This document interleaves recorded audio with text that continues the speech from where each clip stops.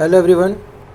आज इस वीडियो में देखेंगे क्लास 10th का साइंस का चैप्टर नंबर 9 जिसका नाम है हेरिडिटी एंड इवोल्यूशन। तो चैप्टर के अंदर जो हमारा टर्म 2 है, टर्म 2 के अंदर हमें सिर्फ हेरिडिटी वाला पार्ट कवर करना है, क्योंकि जो इवोल्यूशन वाला पार्ट है वो हमारे सिलेबस पे नहीं आएगा। तो हम सिर्फ चैप्टर के अंदर हेरिडिटी पढ़ेंगे और समझेंगे उसको कि हेरिडिटी का क्या इसमें किस तरीके से चैप्टर को एक्सप्लेन कर रखा है। देखिए समझते हैं। सबसे पहले हम देखते हैं यहाँ पे जेनेटिक्स कि हम जेनेटिक्स में क्या पढ़ते हैं। देखिए जेनेटिक्स क्या है। Genetics deal with the study of, genetics के अंदर हम एक पढ़ते हैं हेरिडिटी के बारे में और एक वेरिएशन के बारे में। तो हेरिडिटी क्या है? The transmission of character traits from one generation to next generation. जो भी ट्रेट्स या जिसको हम बोलेंगे लक्षण या उसको बोलते हैं हम कैरेक्टरिस्टिक्स, एक जनरेशन से दूसरी जनरेशन के अंदर जो कैरेक्टरिस्टिक्स ट्रांसफ़र होते हैं, कैरेक्टर्स मतलब ट्रेट्स, हम यहाँ पे क्या यूज़ कर रहे हैं? ट्रेट्स। देखिए यहाँ पे क्या है? ट्रेट्स। ट्रेट्स मतलब लगता है लक्षण। जो भी एक पेरेंट से उनके बच्चों में जो भी ट्रेट्स आ रहे हैं उनको हम बोलेंगे हेरिडिटी। मतलब एक जनरेशन से दूसरी जनरेशन में जो भी ट्रेट्स लक्षण जो हैं वो जो ट्रांसफ़र हो रहे हैं उसी को हम क्या बोलेंगे? हेरिडिटी। अब इसमें वेरिएशन क्या है? The difference in the characteristics traits between the parents and offspring. देखिए जो पेरेंट्स होते हैं और जो उनके ऑफस्प्रिंग होते हैं, मतलब जो पेरेंट्स हैं और जो उनके बच्चे हैं, अब बच्चों के अंदर जो कैरेक्टरिस्टिक्स होते हैं वो कुछ कुछ पेरेंट जैसी होती है मगर पूरे तरीके से सेम नहीं होते। अब बच्चों की जो शक्ल है वो एकदम सेम टू सेम पेरेंट्स तो मिलती नहीं है, तो थोड़ा सा उनमें क्या होता है? वेरिएशन। तो उसी चीज़ को हम क्या बोलते हैं? वेरिएशन। मतलब जो कैरेक्टरिस्टिक्स के अंदर जो डिफरेंस आ रहा है पेरेंट्स और ऑफस्प्रिंग के, ऑफस्प्रिंग और पेरेंट्स के कैरेक्टरिस्टिक्स में जो डिफरेंस है उसको हम क्या बोलेंगे? वेरिएशन। अब जो हमारे वेरिएशन होते हैं वो दो टाइप के यहाँ पे, एक सोमैटिक वेरिएशन और एक गेमेटिक वेरिएशन। सोमैटिक वेरिएशन और गेमेटिक वेरिएशन क्या होते हैं समझते हैं। देखिए इसके 4 पॉइंट हैं, इन चारों पॉइंटों को समझते पहले। तो पहले हम समझेंगे somatic variation. Take place in the body of cell. इसमें क्या होता है? जो सेल होते हैं उसके अंदर चेंज आता है, ठीक है। बॉडी के जो सेल हैं उसमें ये थोड़ा सा इसमें वेरिएशन आता है, ठीक है। नाइदर इनहेरिटेड नॉर ट्रांसमिटेड, ना ही तो ये इनहेरिटेड होते हैं ना ही तो ये ट्रांसमिटेड होते हैं। तो जो ये वेरिएशन है ये हमें अपने माता पिता से नहीं आता हमारे अंदर। Also known as acquired trait, इनको हम एक्वायर्ड ट्रेड भी बोलते हैं। क्या कहते हैं इनको? Acquired trade. जैसे कि मान लीजिए किसी बच्चे ने अपना जो कान होता है उसमें वो छेद करवा लिया, तो जो वो क्या एक तरह का एक्वायर्ड ट्रेड है, वो इनहेरिट ट्रेड नहीं है, ठीक है। उसको क्या बोलेंगे? Acquired trade. तो उसी को हम बोलते हैं सोमैटिक वेरिएशन। एग्जाम्पल में दे रखा है बोरिंग ऑफ पिन्ना और cutting of tail in dogs, ठीक है। तो मान लीजिए कुत्ता है, उसकी पूँछ कट जाए तो क्या उसके जो बच्चे होंगे वो भी कटी पूँछ वाले पैदा होंगे? तो ऐसा कोई ज़रूरी नहीं है। तो वो क्या है? हमारा एक सोमैटिक वेरिएशन जो इनहेरिट नहीं है, उसको हम बोलेंगे एक्वायर्ड ट्रेट। अगला है गेमेटिक वेरिएशन। गेमेटिक वेरिएशन देखिए क्या है? Take place in the gametes reproductive cell. तो जो रिप्रोडक्टिव सेल होते हैं उसके अंदर ये वेरिएशन आता है। Inherit as well as transmitted, ये इनहेरिट होते हैं और ट्रांसमिटेड होते हैं, मतलब माता पिता से बच्चों के अंदर आते हैं। Also known as inherited traits, इनको हम इनहेरिटेड ट्रेट्स भी बोलते हैं, इनको हम अनुवांशिक लक्षण भी बोलते हैं। एग्जाम्पल क्या है? ह्यूमन हाइट्स, स्किन कलर, ये क्या एक तरह के गेमेटिक वेरिएशन। आगे देखिए accumulation of variation during reproduction, ये क्या है इसको समझते हैं। वेरिएशन देखो क्या, वेरिएशन क्या होता है? डिफरेंस, मतलब अंतर। तो जो अंतर होता है वो एक ऑर्गेनिज्म से दूसरे ऑर्गेनिज्म, जब हमारे ट्रेट्स जो ट्रांसफ़र होते हैं वो थोड़ा सा उसमें वेरिएशन आता है, उसी चीज़ को वही चीज़ क्या हमारा वेरिएशन। तो रिप्रोडक्शन के दौरान भी क्या होता है? बहुत सारे पेरेंट्स और बच्चों के अंदर क्या होता है? बहुत सारा वेरिएशन होता है। तो appear during the reproduction when ever organism multiply, जब ऑर्गेनिज्म बढ़ते हैं तो क्या होता है? उनके अंदर वेरिएशन होता है। अब देखिए जो रिप्रोडक्शन होता है वो दो टाइप का, जैसे हमने चैप्टर नंबर 8 में पढ़ा है, एक सेक्सुअल मोड ऑफ रिप्रोडक्शन और एक असेक्सुअल मोड ऑफ रिप्रोडक्शन। तो पहले हम देख रहे हैं variation in asexual mode of reproduction. तो एसेक्सुअल में क्या होता है, जो वेरिएशन होता है बहुत ही कम होता है, बहुत कम देखने को हमें मिलता है variation. Occur due to small inaccuracy in DNA copying, क्योंकि इसके अंदर जो डीएनए कॉपी होता है उसमें इनएक्यूरेसी बहुत कम होती है। और जो हमारा सेक्सुअली मोड रिप्रोडक्शन है इसमें वेरिएशन ज़्यादा होता है, क्योंकि यहाँ पे 2 पेरेंट्स की ज़रूरत पड़ती है और यहाँ पे असेक्सुअल में सिंगल पेरेंट की। Next point, occurs due to cross over separation of chromosomes and mutation. तो यहाँ पे क्या होता है, क्रॉस होता है, मेल गैमेट फीमेल गैमेट होते हैं, दोनों क्रॉस करते हैं, तो यहाँ पे वेरिएशन क्या होता है, ज़्यादा होता है। और यहाँ पे म्यूटेशन में जो इनएक्यूरेसी होती है वो थोड़ी ज़्यादा होती है, इसलिए हम बोलते हैं सेक्सुअली में वेरिएशन ज़्यादा होगा और असेक्सुअल में वेरिएशन कम होगा। अब जो वेरिएशन है उसका अपना ही क्या एक महत्व है। जैसे मान लीजिए कुछ ऑर्गेनिज्म है और जो सारे ऑर्गेनिज्म है वो ठंडे मौसम में रहना पसंद करते हैं। अचानक से मान लीजिए गर्मी पड़ गई बहुत ज़्यादा, तो क्या होगा, सारे के सारे जो ऑर्गेनिज्म होंगे वो मर जाएंगे। बट अगर उन्हीं ऑर्गेनिज्म के अंदर कुछ ऑर्गेनिज्म ऐसे भी हैं जो गर्मी को भी बर्दाश्त कर लेते हैं, तो क्या होगा, उससे सारे नहीं मरेंगे। तो यहाँ पे जो उनके अंदर थोड़ा वेरिएशन है, हमें देख रहे हैं कि उनमें वेरिएशन किस चीज़ का है कि वो गर्मी को ही बर्दाश्त कर ले रहे हैं, कुछ सिर्फ सर्दी को ही बर्दाश्त कर पा रहे हैं। तो यहाँ पे वेरिएशन क्या करेगा, उनके वेरिएशन होने की वजह से वो सर्वाइव कर पाएंगे। तो कुछ सर्वाइवल बेनिफिट होते हैं वेरिएशन के। देखिए, depending upon the nature of variation different individual would have different kind of advantage. तो वेरिएशन होने की वजह से, वो वेरिएशन किस नेचर का है, उस नेचर की वजह से डिफरेंट इंडिविजुअल को डिफरेंट टाइप के एडवांटेज देखने को मिलते हैं वेरिएशन की वजह से। अब यहाँ पे एक तरह का एग्जाम्पल दे रखा है, इसको आप रीड कर लेंगे। आगे देखिए मेन एडवांटेज क्या है। Main advantage of variation of species is that it increase the chance of its survival in changing environment. तो मेन एडवांटेज क्या है वेरिएशन का, एक तरह का ये सर्वाइवल का जो चांस होता है वो इंक्रीज़ कर देता है। एनवायरनमेंट चेंज होता है तो स्पीसीज़ के सर्वाइवल के जो चांस होते हैं वो इंक्रीज हो जाते हैं वेरिएशन की वजह से। आगे देखिए, अब देखिए यहाँ पे 2 तरह के वेरिएशन, एक फ्री ईयर लॉब और एक अटैच ईयर लॉब। अब कुछ लोगों को जो कान होता है, जो कान के जो नीचे का पार्ट होता है, वो लॉब क्या होता है, वो एकदम जुड़ा हुआ होता है, तो वो अटैच ईयर लॉब हो गया।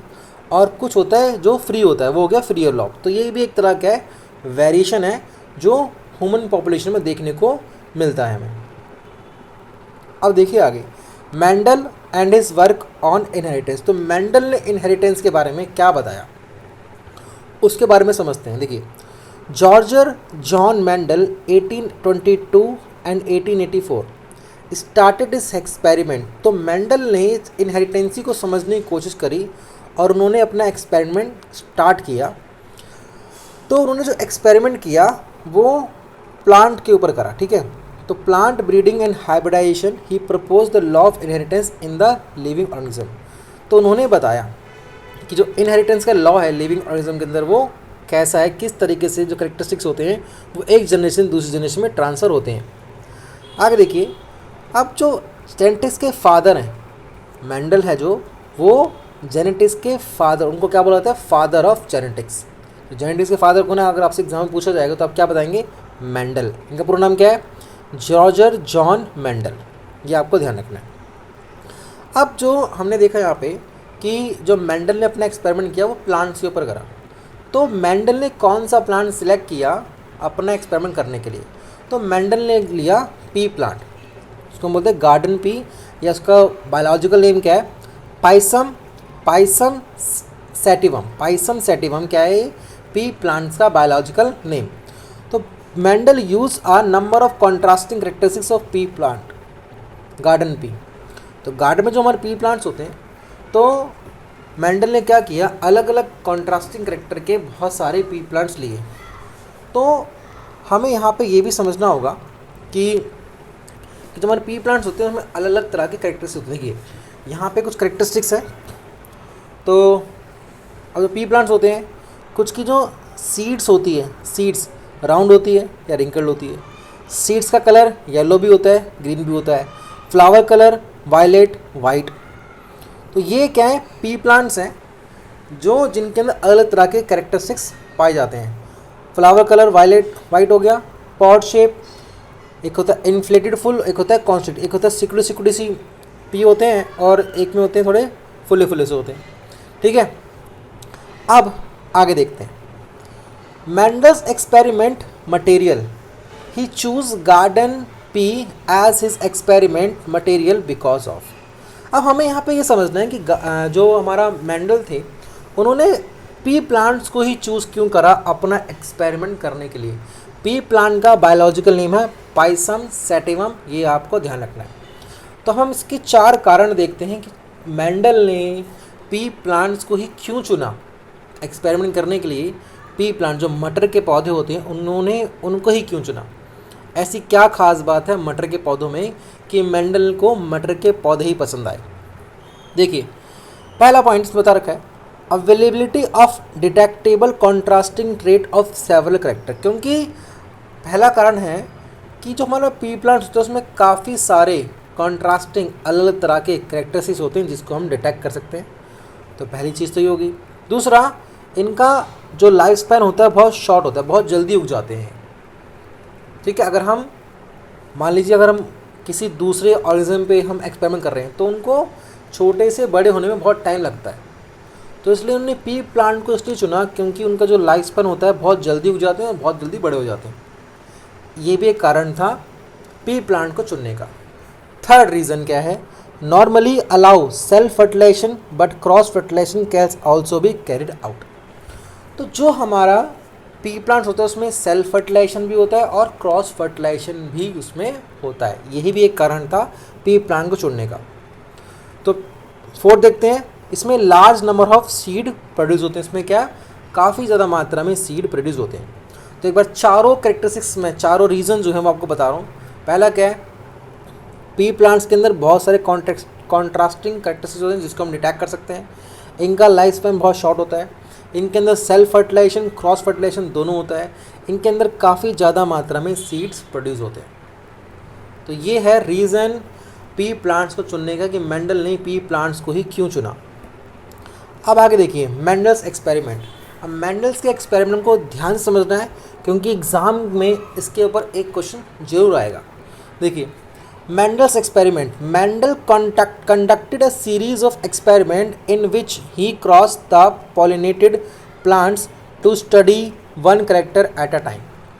तो मेंडल ने क्या किया, प्लांट्स लिए और उनमें क्रॉस कराया और जो 2 प्लांट लिए उनमें सारी चीज़ें सेम थी, बस एक ही जो कैरेक्टरिस्टिक्स था वो अलग था। ठीक है, तो उसको हम बोलेंगे क्रॉस, मोनो हाइब्रिड क्रॉस। तो इसमें क्या था, देखिए ध्यान से, cross between 2 P plants with 1 pair of contrasting character is called mono hybrid cross. मतलब 2 हमने पी प्लांट्स लिए और इनके अंदर एक ही पेयर है करेक्टरिस्टिक्स का जो कॉन्ट्रास्टिंग, मतलब वो अलग है, बाकी सब करेक्टरिस्टिक्स क्या है, सेम। तो मोनो हाइब्रिड क्रॉस में क्या लिया उन्होंने क्या किया, एक टॉल पी प्लांट लिया और एक शॉर्ट पी प्लांट लिया, इसको हम डॉर्फ प्लांट भी बोल सकते हैं, और उनके बीच में उन्होंने क्रॉस कराया। अब देखिए मोनो हाइब्रिड क्रॉस, ध्यान से समझिएगा मोनो हाइब्रिड क्रॉस क्या है। अब एक टॉल प्लांट ले रहे हैं और एक डॉर्फ प्लांट। तो जो टॉल प्लांट है उनके अंदर जीन क्या है, कैपिटल टी, और डॉर्फ प्लांट में क्या है, स्मॉल टी और स्मॉल टी। अब जब इनमें क्रॉस कराया तो इसमें 2 जीन है, ये गैमेट्स, कैपिटल टी और यहाँ पे स्मॉल टी और स्मॉल टी। जब हम क्रॉस कराएंगे तो यहाँ से कैपिटल टी आएगा ही आएगा और यहाँ से स्मॉल टी आएगा ही आएगा। तो जो भी हमारे गैमेट्स F1 जनरेशन में जो भी हमारे जीन के पेयर बनेंगे उसमें एक कैपिटल टी होगा और एक क्या होगा, स्मॉल टी। जब उन्होंने क्रॉस कराया तो देखा सभी में एक कैपिटल टी और एक स्मॉल टी आया, और सारे के सारे जो उनको प्लांट्स मिले वो सारे कैसे मिले, टॉल प्लांट मिले। अब आप ये मत समझिएगा कि जब हमने एक टॉल प्लांट और एक शॉर्ट प्लांट को क्रॉस करा रहे हैं तो जो प्लांट बनेंगे वो क्या होंगे, थोड़े मीडियम साइज़ के होंगे, ऐसा नहीं है। उन्होंने जब क्रॉस कराया तो सारे के सारे उनको प्लांट कैसे मिले, टॉल प्लांट मिले। तो इसका मतलब क्या है कि जो हमारा टॉल प्लांट है उसके जो कैरेक्टरिस्टिक्स हैं वो क्या है, उसकी जो ट्रेट है वो क्या है, एक तरह का डोमिनेंट ट्रेट है। अब जो F1 जनरेशन के अंदर जो हमारा गैमेट्स आए उसमें स्मॉल टी भी है, बट अगर हम उसका फिनोटाइप देखें, मतलब उसको अगर हम देखें, देखने में वो सारे सारे कैसे दिखे, हमें टॉल दिखे। अब हमने क्या किया, F1 जनरेशन में हमने 2 पी प्लांट्स लिए और हमने F1 जनरेशन से F2 जनरेशन प्रोड्यूस करवाई। तो हमने देखा, देखिए F1 गैमेट्स में क्या हमारा एक कैपिटल टी स्मॉल टी, यहाँ पे भी कैपिटल टी स्मॉल टी, तो एक कैपिटल टी एक स्मॉल टी है और यहाँ पे कैपिटल टी स्मॉल टी है। तो जब हमने इनका क्रॉस कराया तो हमें एक मिला capital T capital T, capital T small T, capital T small T और एक स्मॉल टी स्मॉल टी। तो हम यहाँ पे देख रहे हैं कि प्लांट्स को टॉल होने के लिए, प्लांट्स का टॉल होने के लिए अगर उसमें एक गैमेट भी कैपिटल टी है तो वो क्या होगा, हमारा टॉल होगा प्लांट। तो इसका मतलब ये है कि अगर कोई भी प्लांट टॉल है तो उसके अंदर या तो दोनों के दोनों कैपिटल टी हैं या तो उसमें एक ही गैमेट क्या है, कैपिटल टी है। ड्वार्फ होने के लिए दोनों ही गैमेट्स का स्मॉल टी होना ज़रूरी है। तो यहाँ पे अगर हम उसका फिनोटाइप देखिए, फिनोटाइप का मतलब क्या है कि वो प्लांट्स देखने में कैसे हैं, टॉल हैं या शॉर्ट हैं। जीनोटाइप का मतलब क्या है, उनके अंदर जीन किस टाइप के हैं। ठीक है, अगर हम यहाँ पे टेबल में ध्यान से देखें तो देखिए हमें यहाँ पे साइज सिर्फ 2 तरह के दिख रहे हैं, या तो टॉल या तो शॉर्ट। तो हम टॉल और शॉर्ट का जब रेशो निकालेंगे तो वो जो रेशो है वो क्या है, phenotype ratio. Phenotype ratio, genotype ratio क्या है, अगर हम यहाँ पे जीन को देखें, जीन की बात करें तो पहला हमें दिख रहा है कैपिटल टी कैपिटल टी, दूसरा कैपिटल टी स्मॉल टी, और ये भी क्या है कैपिटल टी स्मॉल टी, तो ये भी इसमें कवर हो जाएगा। अगला क्या है स्मॉल टी स्मॉल टी। तो कैपिटल टी वाले कितने, एक ही है, तो यहाँ पे रेशो में क्या आ गया 1। स्मॉल टी और कैपिटल टी वाले कितने हैं यहाँ पे 2, एक ये है और एक ये है। थर्ड स्मॉल टी वाले कितने हमारे 1। तो ये जीनोटाइप का रेशो क्या हो गया 1:2:1। तो यही हमें बनाना आना चाहिए, जीनोटाइप रेशो और फिनोटाइप रेशो। ये बहुत ही इंपॉर्टेंट है एग्ज़ाम के लिए। तो ये हो गया हमारा इसका मोनो हाइब्रिड क्रॉस। आगे देखते हैं अब हम।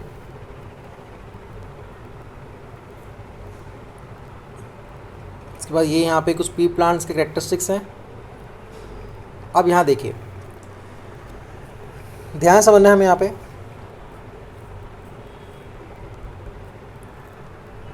देखिए कैपिटल टी स्मॉल टी, तो ये बोथ डोमिनेंट ट्रेड्स और बोथ रिसेसिव एलीज। और अगर देखिए अगर कैपिटल टी है और स्मॉल टी है तो कैपिटल टी हमारा क्या है डोमिनेंट ट्रेड और स्मॉल टी क्या है हमारे रिसेसिव ट्रेड। तो अगर दोनों के दोनों कैपिटल हैं तो हमारा प्लांट कैसा होगा, टॉल। अगर दोनों के दोनों स्मॉल हैं तो ही क्या होगा, वो शॉर्ट। तो स्मॉल टी वाले को हम बोलेंगे रिसेसिव ट्रेड और कैपिटल टी वाले को हम बोलेंगे डोमिनेंट ट्रेड। ठीक है, तो जब हमारे दोनों के दोनों जीन क्या होंगे, सेम, तो उसको हम बोलेंगे प्योर और होमोजाइगस कंडीशन, क्योंकि इसमें दोनों ही जीन क्या हैं, सेम। अगर एक कैपिटल टी और एक स्मॉल टी है, उसमें एक डोमिनेंट है और दूसरा क्या है, रिसेसिव, तो उसको हम बोलेंगे हीट्रोजाइगस कंडीशन। तो एक है होमोजाइगस कंडीशन जब दोनों ही जीन सेम है, और एक है हीट्रोजाइगस कंडीशन जब दोनों ही जीन क्या हैं, डिफरेंट। ठीक है, तो यहाँ पे हमारा फिनोटाइप का रेशो बना है 3:1 और जीनोटाइप का बना है 1:2:1। तो जो फिनोटाइप होता है वो एक तरह का फिजिकल अपीयरेंस, मतलब देखने में हमारा प्लांट कैसा है, टॉल शॉर्ट। और जीनोटाइप कैसा है, उसके जेनेटिक मेकअप क्या है उसका, मतलब जीन किस टाइप के हैं। कैपिटल टी स्मॉल टी और कैपिटल टी, और यहाँ पे दोनों के दोनों स्मॉल टी। तो ये हमारा आ गया मोनो हाइब्रिड और मतलब मोनो हाइब्रिड का क्रॉस कर लिया हमने। आगे इसका हम ऑब्जर्वेशन देखते हैं और फिर डायहाइब्रिड देखेंगे। देखिए, तो observation of mono hybrid cross, all F1 progeny were tall. जब हमने मोनो हाइब्रिड क्रॉस कराया तो सारी की सारी जो फर्स्ट जनरेशन F1 प्रोजेंसी थी, जो सारी वो सारी हमें कैसे मिली, tall. No medium height plant, हमें कोई भी प्लांट मीडियम हाइट का नहीं मिला। और F2 प्रोजेंसी के अंदर 1/4, 4 में से एक क्या था हमारा, शॉर्ट था, और बाकी के 3 क्या थे, टॉल। तो 4 में से एक शॉर्ट है तो 1/4 हमारा शॉर्ट हो गया, और 4 में से 3 क्या हैं, टॉल, तो 3/4 क्या हो गया हमारा, टॉल। फिनोटाइप रेशो क्या है और फिजिकल अपीयरेंस कैसे इनका, तो टॉल और शॉर्ट का रेशो को निकालें तो क्या आएगा 3:1। जीनोटाइप रेशो क्या है 1:2:1। तो ये है हमारा मोनोहाइब्रिड का ऑब्जर्वेशन। कंक्लूजन देखिए इसका, capital T and capital T small t both are tall plants while small t is a short plant. अगर गैमेट्स में एक भी कैपिटल टी है तो वो प्लांट्स कैसा हमारा टॉल प्लांट। शॉर्ट होने के लिए दोनों ही गैमेट्स हमारे मतलब दोनों ही जीन हमारे शॉर्ट होने चाहिए।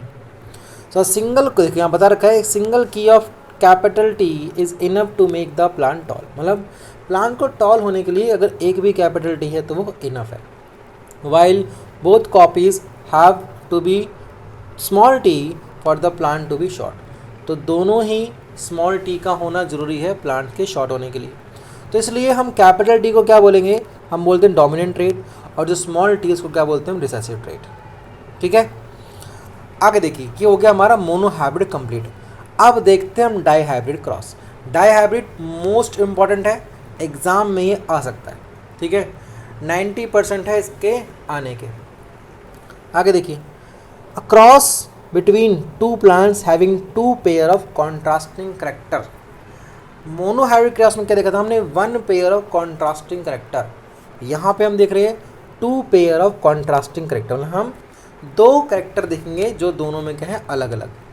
हमने एक प्लांट ऐसा लिया जिसमें राउंड और ग्रीन सीड्स हैं, एक प्लांट ऐसा लिया जिसमें रिंकल और येलो सीड्स हैं। तो हमने क्या करा यहाँ पे कैपिटल आर स्मॉल वाई, और यहाँ पे क्या है स्मॉल आर कैपिटल वाई। तो राउंड के लिए हमारा दोनों कैपिटल आर है, या ग्रीन के लिए दोनों स्मॉल वाई, रिंकल्ड के लिए दोनों स्मॉल आर, येलो के लिए दोनों स्मॉल वाई। और इनको हमने क्या कराया, क्रॉस कराया। जब हमने क्रॉस कराया तो F1 जनरेशन में हमें सारे किस टाइप के दिखेंगे, राउंड और येलो। ठीक है, क्योंकि दोनों में से एक तो कैपिटल आर हो गई, ठीक है, और एक स्मॉल वाई भी होगा। तो राउंड होने के लिए एक भी अगर कैपिटल आर है तो वो राउंड होगा, और येलो होने के लिए अगर एक भी कैपिटल वाई है तो वो येलो हो जाएगा। तो ये हो जाएगा हमारा जो F1 प्रेजेंसी होगी वो क्या होगी हमारी, सारे के सारे में क्या देखेंगे, राउंड और येलो। ठीक है, तो ये तो इजी है। नेक्स्ट पार्ट जो हमारा F2 प्रेजेंसी है इसकी, उसको देखते हैं। अब देखिए हमने क्या करा है, सेल्फिंग कराई, मतलब F1 जनरेशन जो है उसका F1 से F1 क्रॉस करा रहे हैं। तो ये F1 और ये F1 क्रॉस करा रहे हैं हम, इनका क्रॉस कराया। जब हम क्रॉस कराएंगे तो हमें ये टेबल बनाना आना चाहिए। ठीक है, जब हम टेबल बनाएंगे तो हमारे कुछ इस तरीके के सारे क्रॉस बनेंगे, ये क्रॉस बनेंगे हमारे। ठीक है, इसमें देखिए अगर हमारा एक भी कैपिटल आ रहा है कहीं पे भी, यहाँ पे देखिए, यहाँ पे एक भी अगर कैपिटल आ रहा है तो वो कैसा होगा, राउंड होगा। अगर एक भी कैपिटल वाई है तो वो कैसा होगा, येलो। अगर दोनों के दोनों स्मॉल आर हैं तभी वो क्या होगा, रिंकल। और अगर दोनों के दोनों स्मॉल वाई हैं तो वो क्या होगा, ग्रीन। जैसे यहाँ देखिए बस एक यही है ऐसा जो क्या होगा हमारा, ये होगा रिंकल और ग्रीन। अब ये वाला क्या होगा, देखिए ये क्या होगा, रिंकल और येलो, ये रिंकल येलो। अब ये वाला क्या होगा, एक कैपिटल आ रहा है तो ये होगा क्या हमारा, राउंड, और दोनों के दोनों स्मॉल वाई हैं तो राउंड और ग्रीन। ठीक है, ये बात हमें ध्यान रखनी है। तो डाई हाइब्रिड क्रॉस में हम बताते हैं फिनोटाइप, फिजिकल अपीयरेंस कैसा है इनका। तो फिजिकल अपीयरेंस अगर हम देखें ध्यान से, तो देखिए ध्यान से, इसका रफ कर देते हैं इसको। राउंड और येलो कितने दिखेंगे हमें, 9। राउंड और ग्रीन कितने होंगे हमारे, 3। रिंकल येलो कितने होंगे हमारे, 3। रिंकल ग्रीन कितने होंगे हमारे, 1। तो ये जो रिंकल ग्रीन लास्ट वाला हमारा यही है, बस एक रिंकल ग्रीन, इसके अलावा कोई भी हमारा रिंकल ग्रीन नहीं है। अब इसका देखते हैं ऑब्जर्वेशन। तो जो हमारा डाई हाइब्रिड क्रॉस है इसका देखते हैं ऑब्जर्वेशन। देखिए ऑब्जर्वेशन क्या है हमारा इसका, डाई हाइब्रिड क्रॉस का, ये बहुत इंपॉर्टेंट, ध्यान देखिएगा। When capital R small y was crossed with capital R, sorry ये स्मॉल आर और capital Y in F1 generation, all were capital R capital Y और स्मॉल वाई। तो जब हमने F1 प्रेजेंसी बनाई तो उसमें हमें सारे कैसे दिखे, राउंड और येलो सीड्स वाले। आगे जब हमने इनकी सेल्फिंग कराई, F1 प्रेजेंसी में हमने सेल्फिंग कराई तो हमारी जो F2 प्रेजेंसी आई तो उसमें हमें 9 प्लांट जो हमने रेशो निकाला इनका, वो रेशो क्या है, देखिए रेशो क्या है फिनोटाइप में क्या है, yellow, round green, wrinkled yellow, wrinkled green, और रेशो क्या आ रहा है 9:3:3:1। तो 9:3:3:1 ये हमें डाई हाइब्रिड क्रॉस में फिनोटाइप का रेशो ध्यान रखना है, ठीक है। अब इनका कंक्लूजन क्या है, कंक्लूजन ये निकला इसका जाके कि जो हमारा राउंड है और जो येलो है वो हमारा डोमिनेंट कैरेक्टर है, और जो हमारा रिंकल है और जो ग्रीन है वो हमारा रिसेसिव ट्रेट है। तो occurrence of new phenotype combination show that genes for round and yellow are inherited independently of each other. तो एक फिनोटाइप में राउंड और येलो होने के लिए अगर वो उसमें एक भी कैपिटल आ रहा है तो वो राउंड होगा, और उसमें एक भी कैपिटल वाई है तो क्या होगा, वो येलो हो जाएगा।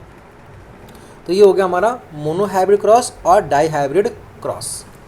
अब आगे देखिए मेंडल्स लॉ ऑफ इनहेरिटेंस। तो मेंडल्स ने अपना इनहेरिटेंस के लिए क्या लॉ दिया, अब ध्यान समझिए। Based on his hybridization experiment Mendel propose the law of inheritance. तो अपने हाइब्रिडाइजेशन के एक्सपेरिमेंट के बेस पर मेंडल ने जो इनहेरिटेंस का लॉ दिया उसको समझते हैं। पहला है law of dominance. This law states that when two alternative forms of trait और character are present in the organism, मतलब जब दो अल्टरनेटिव फॉर्म्स हों करेक्टर्स के, मतलब दो अलग तरह के क्या हों characters, one factor express itself F progeny या progeny and it is called dominant while the other remain masked is called recessive। तो जब हम दो करेक्टरिस्टिक्स देख रहे हैं जिसमें हमें एक ही की प्रेजेंस दिखाई दे रही है, एक ही प्रेजेंट कर रहा है अपने आप को, एक ही जीन का इफेक्ट नज़र आ रहा है, तो जिसका इफेक्ट नज़र आ रहा है वो क्या होगा हमारा डोमिनेंट, और जिसका इफेक्ट नज़र नहीं आ रहा तो वो क्या होगा रिसेसिव। बट वो जीन भी हमारा कहीं ना कहीं ऑफस्प्रिंग के अंदर है, अगर वो नज़र नहीं आ रहा तो वो रिसेसिव है, और जिसका प्रभाव नज़र आ रहा है वो क्या हमारा डोमिनेंट। अगला नेक्स्ट देखिए लॉ ऑफ सेग्रीगेशन ऑफ और law of purity of gametes. This law states that factors of allies और pairs segregated from each other during gametes formation such that example receives only one of the factor, they do not show any blending but simply remain together। homozygous parents produce all gametes that are similar. तो homozygous में क्या होता है, सारे के सारे जो allies या जो भी जीन्स होते हैं वो सेम होते हैं, गैमेट सेम होते हैं। हीट्रोजाइगस में क्या होता है, heterozygous parents produce two types of gametes each having one allies of equal proportion, और दोनों ही दो टाइप, हीट्रोजाइगस में दो टाइप के जीन्स होंगे, ठीक है, और दोनों ही क्या होंगे इक्वल प्रोपोर्शन में होंगे, 1:1। Next law of independent assortment. This law states that the two factor of each character assort or separate out independent of the factor of other characters at the time of gametes formation and get randomly rearranged in the offspring, producing both are parental and new combination of character। So when two pairs of traits are combined in hybrid, segregation of one pair of characters is independent of the other pair of character, ठीक है। तो जो भी characteristic चाहते हैं वो दोनों क्या होंगे इक्वल प्रोपोर्शन में। ऐसे नहीं कि एक ही तरफ से सारे के सारे करेक्टरिस्टिक्स आएंगे, दोनों तरफ से इक्वल प्रोपोर्शन में आते हैं और दोनों इंडिपेंडेंट होते हैं, ठीक है भाई। आगे देखते हैं how do these traits get expressed. तो देखिए अब जो ट्रेट्स होते हैं वो किस फॉर्म में होते हैं, ऑफस्प्रिंग के अंदर ट्रेट्स किस फॉर्म में होते हैं, डीएनए के फॉर्म में होते हैं। डीएनए किससे बनता है हमारा, प्रोटीन से, ठीक है, प्रोटीन जो उसको हम एंजाइम बोलते हैं, और वो एक प्रोटीन्स क्या एक तरह का हमारा प्रोटीन्स कैसे क्या होता है हमारी वर्क की एफिशिएंसी और जो भी इनहेरिट ट्रेट्स होते हैं ऑफस्प्रिंग के अंदर वो डीएनए की फॉर्म में होते हैं, ये बात हमें ध्यान रखनी है, ठीक है। अगला हमारा sex determination of sex of an offspring. मतलब ऑफस्प्रिंग के अंदर जो सेक्स डिटर्मिनेशन, मतलब सेक्स कैसे डिटरमाइन होगा इसको समझते हैं।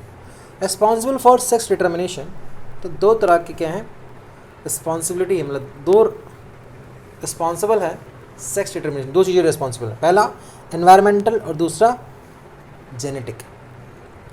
तो कुछ एनिमल्स ऐसे होते हैं, the temperature at which the fertilize eggs are kept decide the gender. तो कुछ हमारे ऑर्गेनिज्म एनिमल्स ऐसे होते हैं जो उसमें जो फर्टिलाइज एग रखा गया है, एग जो फर्टिलाइज हो रहा है, जो जिस टेम्परेचर में रखा गया है, टेम्परेचर डिपेंड करता है कि जो सेक्स होगा वो क्या होगा, मेल होगा या फीमेल होगा। तो यहाँ पे हम टेम्परेचर देखिए टेम्परेचर डिसाइड कर रहा है, तो ये बोलेंगे हम एक तरह का एनवायरनमेंट रिस्पॉन्सिबल है सेक्स डिटर्मिनेशन के लिए। दूसरा, जेनेटिक।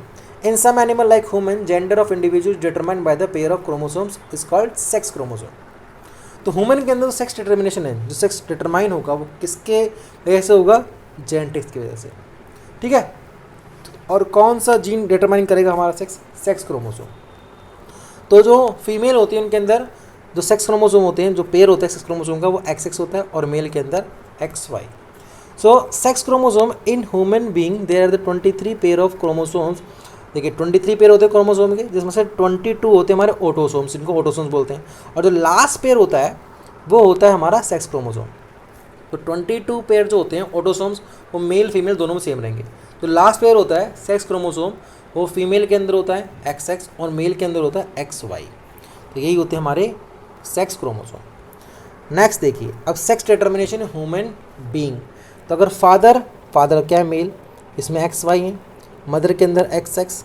अगर देखिए ये X और यहाँ से X आएगा, अगर फादर से X और मदर से X आ रहा है तो क्या होगा, फीमेल।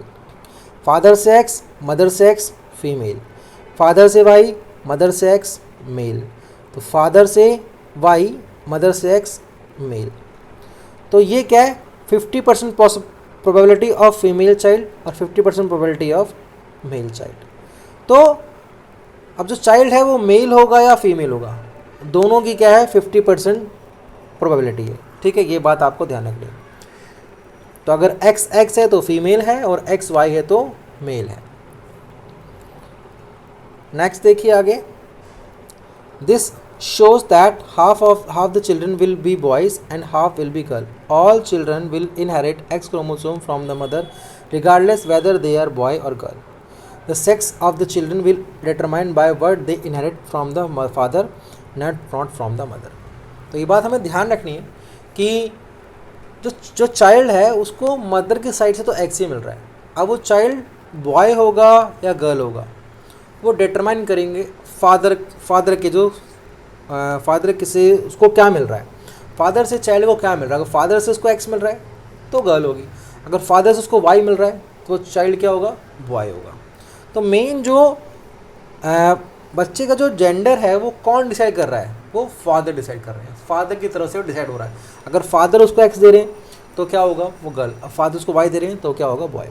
तो यहाँ तक हमने पढ़ लिया इनहेरिडिटी वाला पार्ट। ये चैप्टर के अंदर जो हेरिडिटी वाला पार्ट है वो हमने कंप्लीट कर लिया। आगे चैप्टर के अंदर हमारा पार्ट है इवोल्यूशन। इवोल्यूशन जो हमारा टर्म 2 के अंदर नहीं आ रहा, तो आप इवोल्यूशन के आगे के पार्ट को नहीं पढ़ेंगे, ठीक है। तो यहाँ तक पढ़ लिया। अब नेक्स्ट वीडियो में हम नेक्स्ट चैप्टर करेंगे और बहुत फास्ट तरीके से करेंगे ताकि हम कम समय में ज़्यादा से ज़्यादा रिवाइज कर सकें।